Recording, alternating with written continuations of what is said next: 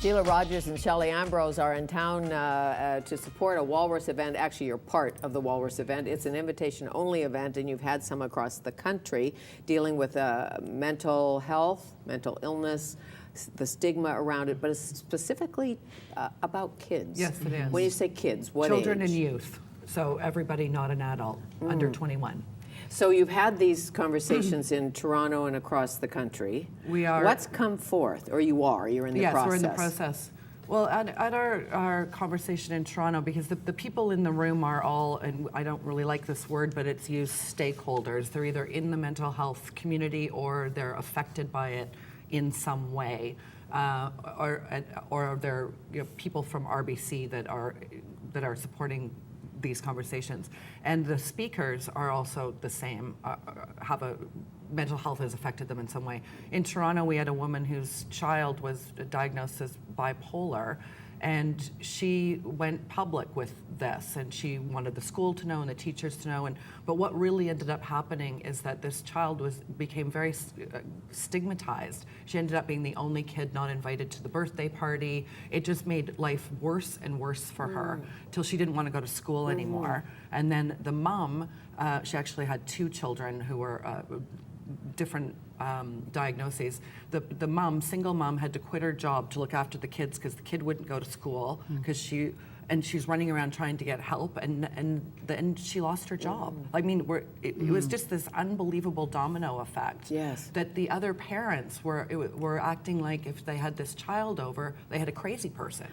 Well, it's some of the hush-hush that happened around cancer, and we've gotten better about right. that. Yes, People can now say... We don't whisper the word anymore. We don't whisper it. We aren't so fearful when we're diagnosed with it. We know that there are so many survivors. In fact, you're now called a cancer graduate.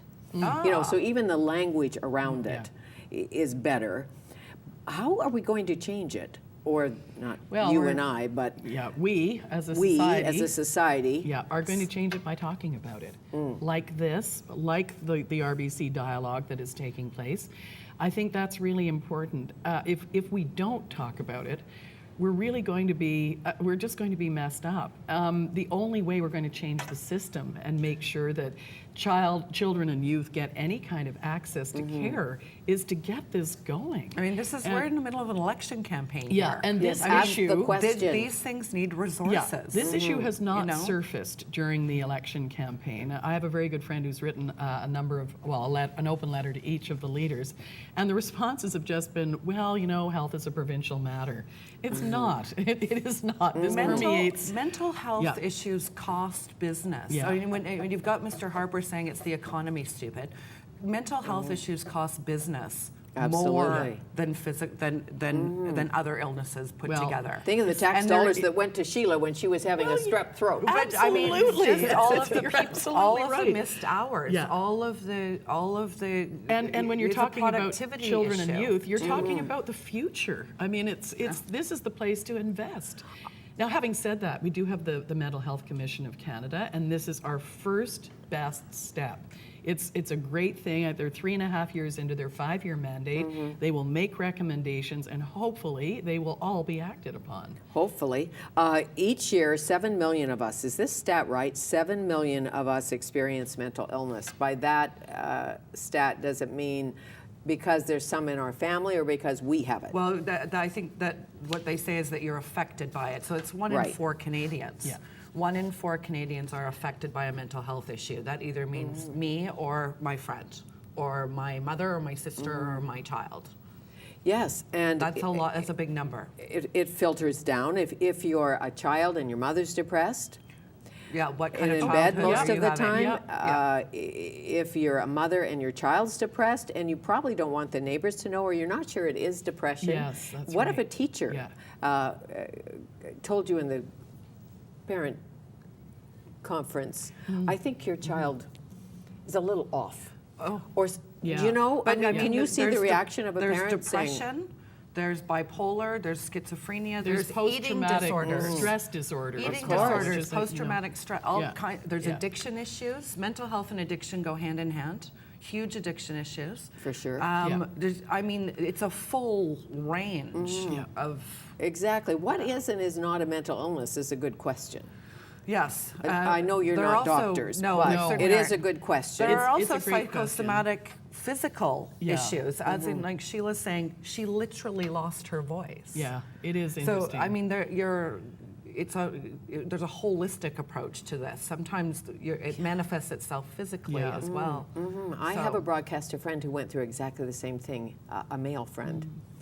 And he was totally shocked. He was terrified to go on the air. This is a brilliant broadcaster who one day could not do it. Yeah. Well, see, Yes. there's another one. Yeah. It's called anxiety disorder. exactly. So there's anxiety disorder. There's just so many things you could be diagnosed with Sure. or have that require slightly different treatment. And Not there- all of it's about drugs.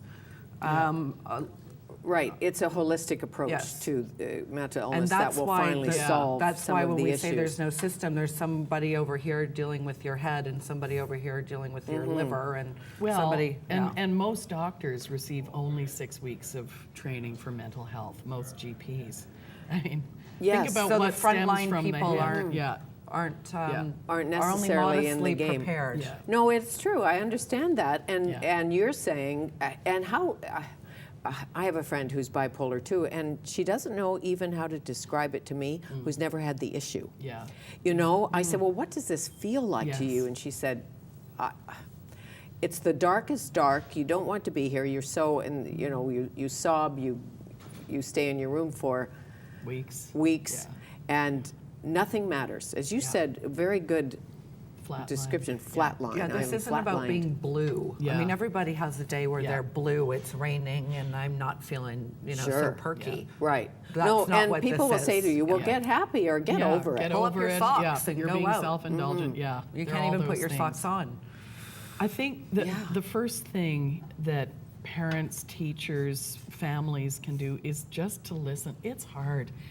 I think it's the hard part of the equation. I really do, because they don't understand what's going on. But being there, answering the doorbell, taking the phone calls, taking care just to protect that person, making them feel safe is Sure. a really big start.